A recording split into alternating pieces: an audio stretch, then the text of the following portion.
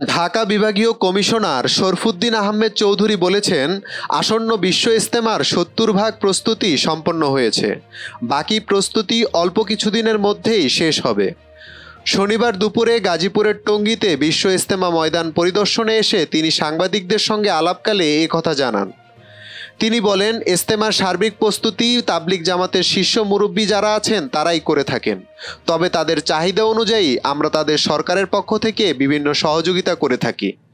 একসময় তারা নিজেরাই সবকিছু করতেন। ইজতেমার পরিধি বাড়ার কারণে বর্তমানে অনেক ক্ষেত্রে তাদের সহযোগিতার প্রয়োজন হয়। এটা সাধারণত ইজতেমার মুরব্বী যারা আছেন তাদের সঙ্গে পরামর্শ করে আমরা তাদের ডিমান্ড অনুযায়ী সহযোগিতা করে থাকি। তিনি বলেন, আপনারা জানেন বিশ্ব ইজতেমাকে বিশ্বের দ্বিতীয় বৃহত্তম মুসলিম জামাত বলা হয়ে থাকে। দেশ বিদেশের বিভিন্ন প্রান্ত থেকে অনেক মুসল্লি এখানে উপস্থিত হন। এজন্য তাদের কিছু মৌলিক চাহিদা রয়েছে। টয়লেট, স্বাস্থ্য, খাবার পানি এসব বিষয়ে আমরা তাদের সাপোর্ট দিয়ে থাকি। তিনি বলেন, সরকারের বিভিন্ন দপ্তর একটা বড় ভূমিকা পালন করে থাকে। গাজীপুর সিটি কর্পোরেশনের একটি বড় দায়িত্ব রয়েছে।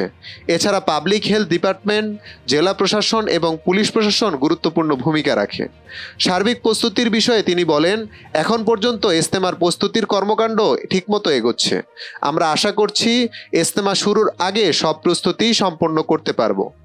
ইজতেমার প্রথম পর্ব শেষ হওয়ার পর দ্বিতীয় পর্ব শুরুর পূর্বে ইজতেমার মাঠে ব্যবহৃত জিনিসপত্র যাতে কোনো ধরনের ক্ষতি না হয় সেই ব্যাপারে তাবলিগের শীর্ষ মুরব্বীদের দৃষ্টি রাখার জন্য তিনি আহ্বান জানান। তিনি বলেন, এই বিষয়ে আইন শৃঙ্খলা রক্ষাকারী বাহিনীকে বলা হয়েছে, প্রতিটি ডিপার্টমেন্ট তাদের নিজ নিজ জিনিসপত্র তাদের নিজেদের হেফাজতে রাখবেন। তিনি বলেন, ইজতেমা কর্তৃপক্ষের ডিমান্ড ছিল চটের পরিবর্তে টিনের। তাদের চাহিদা অনুযায়ী সেই বিষয়ে উদ্যোগ নেওয়া হয়েছে।